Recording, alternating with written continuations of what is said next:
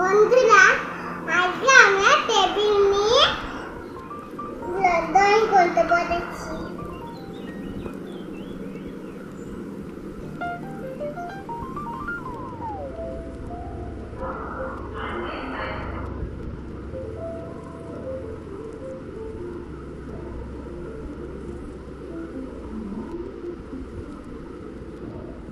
দেখবি তোমরা এই ড্রয়িংটা দেখতে পারো, তাই একটা তোমাদেরকে